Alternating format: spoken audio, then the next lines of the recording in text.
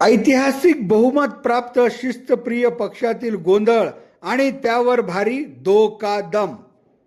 पक्ष प्रवेशाच्या उत्सवामुळे एकेकाळी झाकोळले गेलेले असंतोषाचे वारे आता उघडपणे ऐकू येऊ लागले आहेत.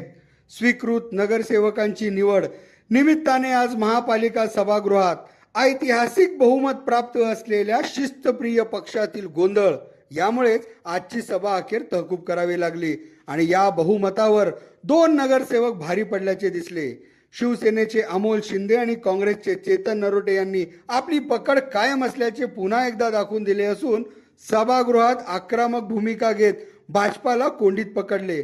वस्तुतः एक हाती सत्ता प्राप्त असलेल्या भाजपाला एकीकडे पक्षातीलच विश्वास एकनिष्ठ कार्यकर्त्यांमध्ये टिकविण्याचे आव्हान असताना विरोधक नाममात्र असल्याचे संख्येवरून जरी वाटत असले तरी या दोन नगरसेवकांनी ज्या प्रकारे आपल्या अनुभवाच्या जोरावर सभेवर ताबा मिळवला त्यातून सभेला सोडविणे कुठेतरी अवघड बनल्याची परिस्थिती आज पाहावयास मिळाली.